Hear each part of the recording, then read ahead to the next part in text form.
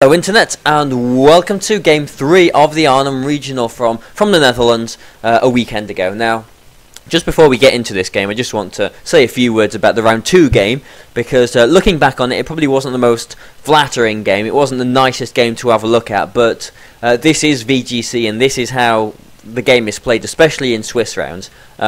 You've got to get your knees dirty, really. You've got to get in there and make the best moves to basically give yourself the best chance of winning.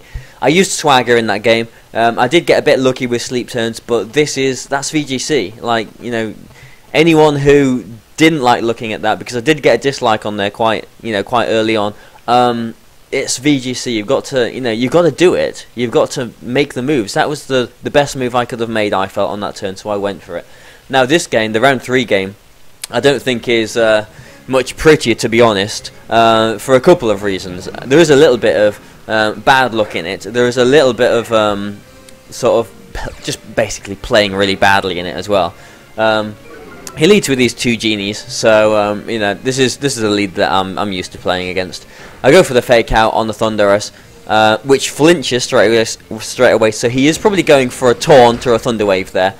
He breaks my sash with the U-turn, switching it out, and basically because I saw the Thunderous has already flinched, using Spore on it now means it has got a guaranteed sleep turn next turn, so I'm not worried about that slot for the time being. I know that it's asleep.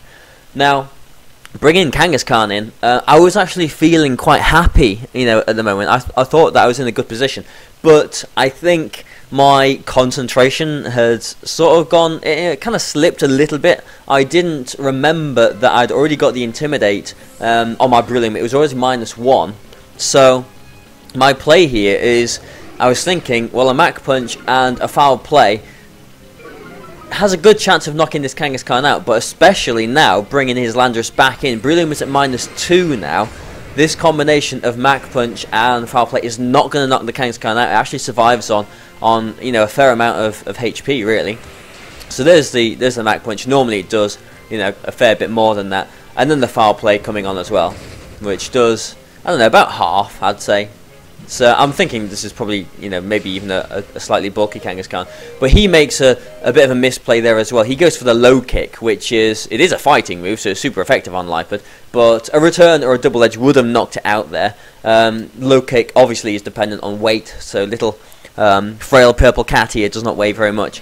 Now this turn, this is where everything goes, and this is where it gets a little bit complicated, so bear with me if I sort of stumble here.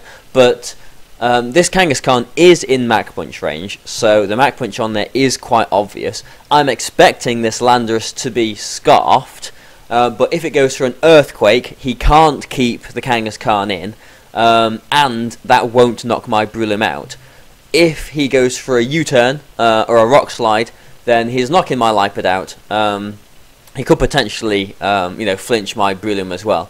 But in my head, I thought he would switch his Kangaskhan in and bring his Thunderous in, because that's, the obvious thing to do.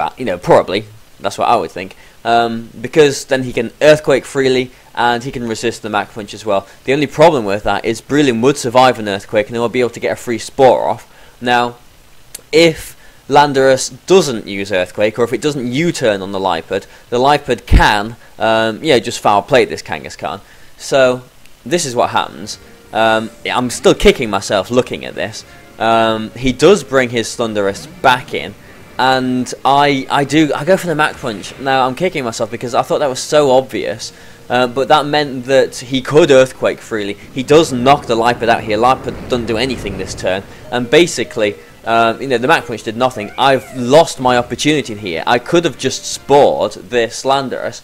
I suppose the downside, what could have gone wrong with that is if he used U-turn on my Lipard to knock that out, because it's scarfed, and he just straight up attacked my Breloom with Kangaskhan. But Kangaskhan was threatened there by a Mach Punch, by a foul play as well, if he didn't target that with Landorus. So I was kicking myself there, and basically I'm 3-4 down now, but I'm still not in the worst of positions. I'm still feeling alright about this. Brilliant might have lost his sash, but Brilliant, you know, it is at -2 as well. But Scizor is at neutral. This Thunderous has not used any of its sleep turns yet, so that has still got a guaranteed sleep turn here. This Landorus is also locked into Earthquake, which you know, I didn't think would do too much damage to you know, my Mega Scizor here. So you know, this is what I do. I protected Brilliant because obviously an Earthquake will knock it out now, and I want to keep it around for spread damage and whatnot. Thunderous keeps its, you know, it stays asleep. That's its one guaranteed sleep turn, and obviously locked into Earthquake here. Does a bit of damage to my Scizor. I go for a Sword Stance, so now I'm kind of threatening again. Basically now my plan is, what I can do is, I know that this is locked into Earthquake, so I know an Earthquake is coming. I go for a double protect with Breloom, just because, you know, on the off chance that it sort of stays around, it can keep this spread damage a little bit longer.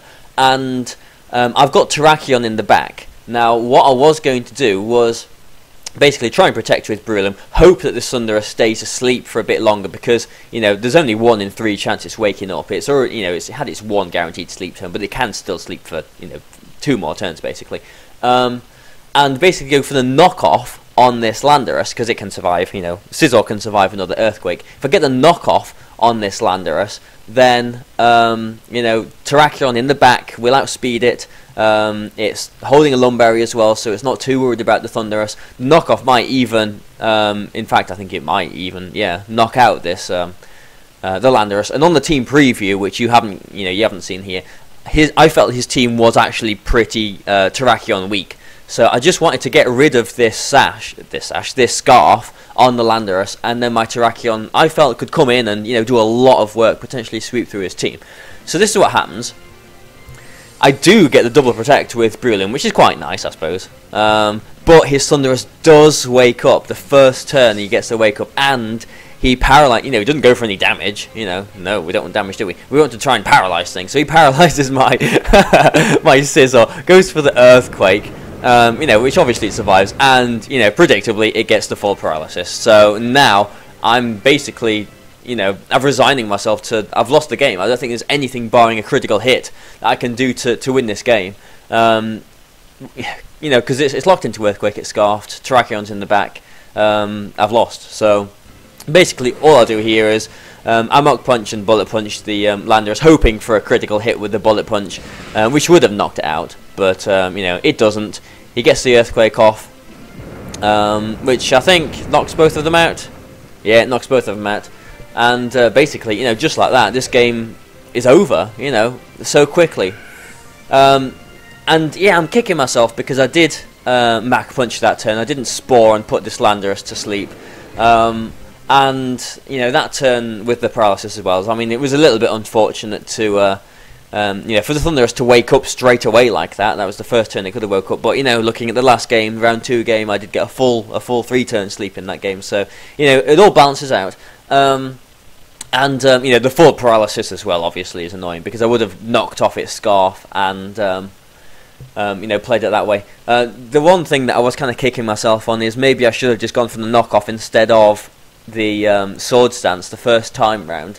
But, you know, normally if I was on Showdown now or whatever, I would forfeit just now. But I was, you know, I was curious. I wanted to know if my Terrakion, which has got some bulk, this isn't just a 252 Terrakion, I was curious if it could survive an Earthquake, just out of interest. So here's the Earthquake. This is just, you know, just to learn, you know, if we met in Top Cut or something. It does survive, and his Thunderous avoids the Rock Slide, so at least you know, I knock out this Landorus. I think the Terrakion gets a little bit of pride here, but no, I've lost the game. So you know, an ugly game, not one that I like to look back on. I didn't enjoy that, but yeah, that's Pokemon, and you know, just like you know, I was saying with the last game, you know, the round 2 game, that's Pokemon. You've got to accept what happens, but you know, stay with us, guys, because the next rounds, you know, there's some more very interesting games coming up, and, you know, the Top Cut games as well. So I hope you've enjoyed this. I hope I can get this to you today, because my internet is down at the moment, annoyingly. So I will upload this as soon as I can. But thanks for watching, guys. Please feel free to, you know, support the channel how you can. And goodbye for now.